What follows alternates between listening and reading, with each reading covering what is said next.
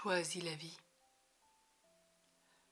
Mon fils, ne méprise pas la correction du Père.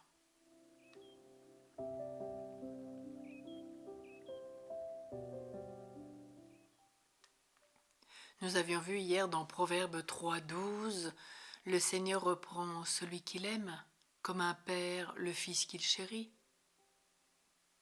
Ce n'est pas l'abolition immédiate, mais la sublimation médiate de la crainte, entendue ici au sens de la peur, en vue de son exténuation finale, qui est l'âme de toute éducation véritable. La crainte demeure dans toutes les formes de l'éducation, familiale, sociale, scolaire, civique, comme dans la défense sociale contre les infractions des citoyens, un moment indispensable. Le projet d'une éducation qui ferait l'économie de l'interdiction et de la punition, et donc de la crainte, est sans doute non seulement chimérique, mais néfaste. On apprend beaucoup, et d'abord la liberté inaccessible à la crainte, par la crainte et l'obéissance. Il y a des degrés dont on ne fait pas sans dommage l'économie.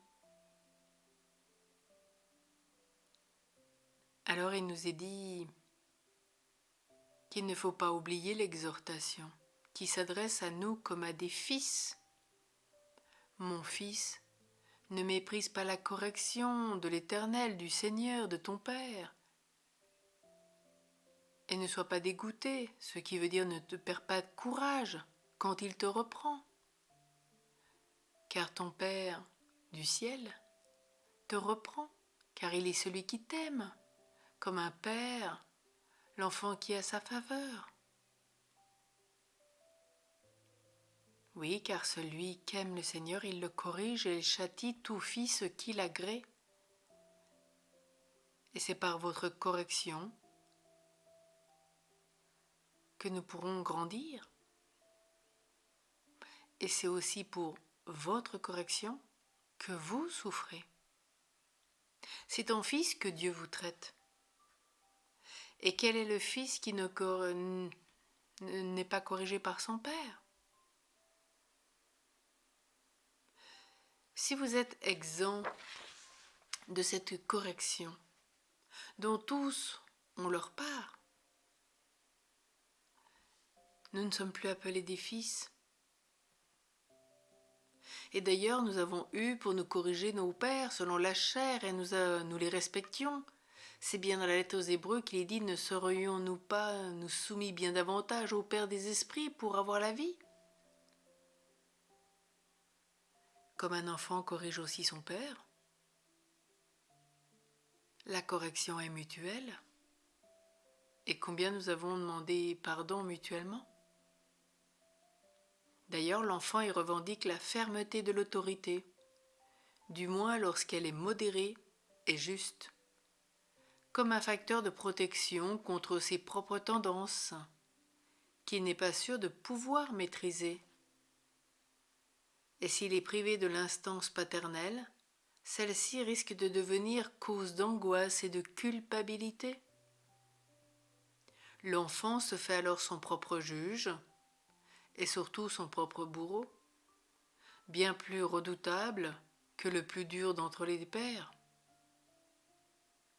Il est meilleur de se livrer au jugement du Père que de tomber entre les mains du surmoi accusateur.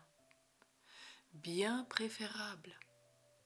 L'expérience de la miséricorde paternelle permet à l'enfant de découvrir la force et la douceur du pardon, et de s'ouvrir ainsi à l'espérance de la vie plus forte que la mort.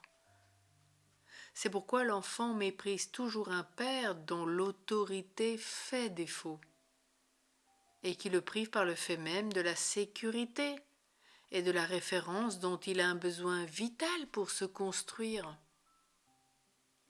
Par contre, de sa mère, il attend avant tout la tendresse, de son père d'abord, l'autorité. Ces deux expressions complémentaires de l'amour lui sont également indispensables. Alors si nous sommes parents, à nous de tendre vers cette fermeté modérée, juste. À nous, en tant que femmes, d'être vraiment mères et de donner cette tendresse.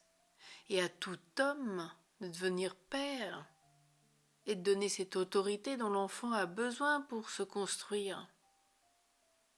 Ne privons pas les enfants.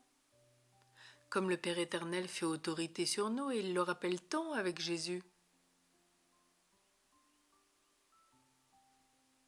Oui, merci au Père de nous corriger, de nous donner courage, parce qu'il nous aime, et comme tout Père, il veut notre bonheur, et il veut ce qu'il y a de meilleur.